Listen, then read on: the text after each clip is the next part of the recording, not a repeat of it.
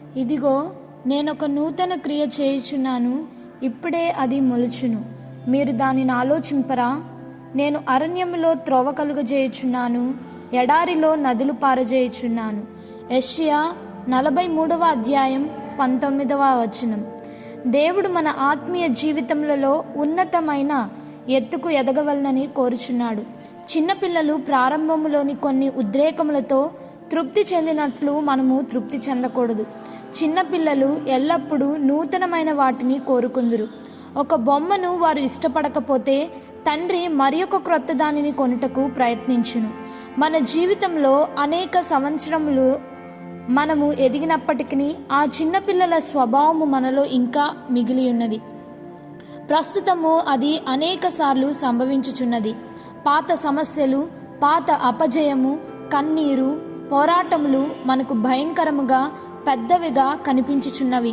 నూతనమైనది ఏమిటి అని నీవు ప్రశ్నించవచ్చును. నూతన సంవత్సరంలో సమాధికి నీవు ఇంకొక సంవత్సరము దగ్గరయ్యావు. నూతన సంవత్సరం వచ్చినప్పుడు గొప్పవారు గాని సామాన్యులు గాని దానిని క్రొత్తదిగా తీవ్రముగా తీసుకొనటలేదు. కానీ నీవు ప్రభువైన యేసును నిజముగా రుచి చూచినప్పుడు నీవు ఆయన వస్త్రపు చెంగును ముట్టినట్లు ఆనందించదవు. నా విషయంలో నేను ఒక చిన్న బిడ్డ వలె తలంచుకొంచున్నాను.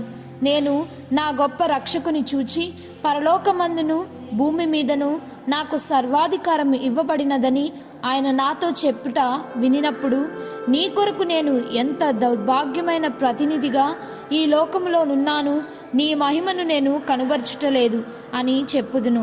గొప్ప వాటిని నేను అందుకొనవలెను. ఈ నూతన సంవత్సరంలో లక్షల కొలది కోట్ల కొలది మంది ప్రజలు దేవునిచే ముట్టబడినట్లు చూడగోరుచున్నారు. క్రీస్తు వారిని నూతన సృష్టిగా చేయగలడని వినని వారు ఈ ఉపఖండములో లేక ప్రపంచములోనున్న ఎడల అది నా పొరపాటు, నీ పొరపాటు. క్రీస్తులోనున్న సంతోషమును కనబరుచుటకు బదులు మనము దౌర్భాగ్యమైన ప్రతినిధులుగా ఉన్నాము. లోకమునకు మనము వెలుగుగా లేము. దేవుడు, ఇదిగో నేనొక నూతన క్రియ చేయుచున్నాను, ఇప్పుడే ఇది మొలుచును, మీరు దానిని ఆలోచింపరా? నేను అరణ్యములో త్రోవ కలుగజేయుచున్నాను, ఎడారిలో నదులు పారజేయుచున్నాను అని చెప్పుచున్నాడు. నీ జీవితపు అరణ్యంలో ఆయన నీకు త్రోవను కలుగజేయును. కొందరు దురలవాట్లకు బానిసలై ఖైదీలుగా భావించుకొనుచున్నారు. కానీ దేవుడు నేనొక నూతన క్రియ చేయుదును అని చెప్పుచున్నాడు. అవును, ఆయనే నీకొక నూతన హృదయమును నూతన ఆత్మను ఇవ్వగలవాడు. ఆయనే నిన్ను నూతన సృష్టిగా చేయగలడు, సమస్తమును నూతనమైనవిగా చేయగలను అని చెప్పుచున్నాడు ఆయనే. యేసు తప్ప అలాంటి మాటలను ఎవరు చెప్పగలరు? నీవు నీ జీవితంలో ఎంతో స్వార్థంను చూడగలవు. ఈ దినములలో యవనస్తుల జేబులలో ఎంతో డబ్బు ఉంటున్నది. నేను చదువుకొనిచున్న దినములలో నా తండ్రిని ₹1 కూడా అడిగేవాడును కాను. ఎందుకనగా ఆయన తనకున్నదంతా దేవుని కొరకు ఖర్చు పెట్టేవారు. నాకు అన్న వస్త్రములుండినవి, మా తల్లిదండ్రులు మాకు సంతోషకరమైన గృహమునిచ్చిరి. నాకు అది సాధారణమైన కుటుంబము. కానీ నా తండ్రికి ఒక అసాధారణమైన రక్షకుడు ఉండెను. ఆ గొప్ప రక్షకుని నాయన మా గృహంలోనికి తెచ్చెను.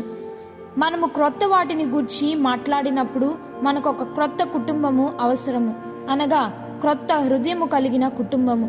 ఆ కుటుంబము ముందుకు సాగుచున్నప్పుడు అది ఒక విద్యుత్పాదక కేంద్రముగా నుండును.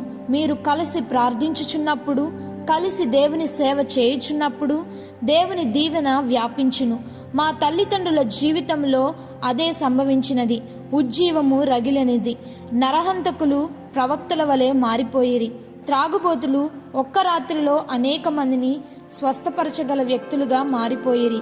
ఈ నూతన సంవత్సరములో నూతన విశ్వాసము, నూతన ప్రేమ, నూతనమైన దీనత్వము నీకు అవసరం లేదా? అవును, అవి నాకు అవసరము. నీకు వద్దా?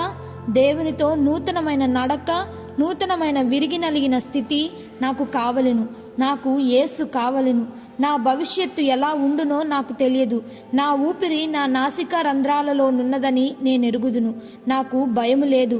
కష్టములలో, విపత్తులలో నీ విశ్వాసం ఎక్కడనున్నది? ఈ నూతన సంవత్సరంలో నూతన ప్రత్యక్షతలు మనకు అవసరము.